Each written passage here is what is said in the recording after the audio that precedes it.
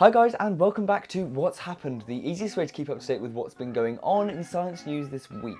I'm incredibly busy right now, so I'm going to run you through the science news this week in under 4 minutes. So without any further ado, let's get straight to it. First off, we are going to be talking about AlphaZero, has just given the boot to the best chess simulator on the market. Having been given the rulebook, it simulated chess matches against itself and then came up against Stockfish 8 in 100 games, of which it didn't lose a single one. The AI was built by Deepmind, the same guys that made AlphaGo, which you probably heard about earlier this year. It had always been said that an AI would never be able to beat a human at the game of Go. However, AlphaGo proved us all wrong. Go is a game in which there are 1.74 times 10 to the 172 possible ways that it can play out. And that's more ways than there are atoms in the universe. Anyway, AlphaGo managed to beat the world champion of Go, and Google's Deepmind A.I is literally breaking the boundaries of what we thought AI could even do. It's pretty cool. Keep your eyes open. And moving swiftly on, Budweiser want to brew beer in space. Next Tuesday, the 12th of December, Budweiser are going to be sending some barley seeds up to the ISS, where they are going to be doing some pretty cool experiments on it to see how microgravity affects how it grows. Budweiser are doing this in the hopes that they will be the first company to allow us to crack open a cold one with the boys on Mars sometime in the future. The effects of Mars's reduced gravity and pressure will have some pretty interesting effects on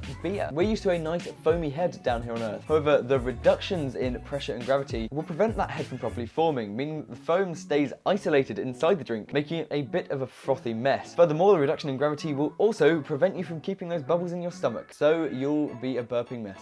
Charming. And now we are on to our third news story of the week. Daughters who have older parents than the rest of us are less likely to have children in later life. And the penultimate story this week is a group of scientists have come out and said that humanity is scheduled to plateau. The time that we're living for will stop increasing as we all begin to live to a very similar age. And as well as this, we will stop getting taller and faster. This is based on a few bits of research. The most obvious concerns, aging, and the fact that over the last few decades, we haven't actually been living for significantly longer. It's just that more of us are getting to a ripe old age. The other pieces of research that have gone into this are that there are a number of societies in Africa where people are starting to shrink as they can't actually provide enough nutrition to grow tall, which is an issue that, especially with global warming in the state it is, will begin to get worse and worse in the future. And the final piece of research, and one that I'm quite skeptical about, is that a huge number of Olympic and world records aren't being broken anymore. For example, those set by Bolt in 2009 in the 100 meters and 200 meters, and a number of other older records. And there is a very blindingly obvious reason for this. It used to be far easier to get away with doping. We didn't have the chemical tests for chemicals in the blood which are involved with doping, and the penalties were not quite so harsh. So the athletes back then had the capacity to push their body to what shouldn't actually be naturally possible. Finally, this week in science news, we've been told not to microwave hard-boiled eggs, and here's why. Put simply, the microwave causes water in the hard-boiled egg to evaporate, increasing the internal pressure of the egg. And when something is used to pierce the shell of the egg, it causes the structural integrity of it to decrease, which allows the gas to escape violently, causing quite a significant explosion, which can reach the volumes of a chainsaw and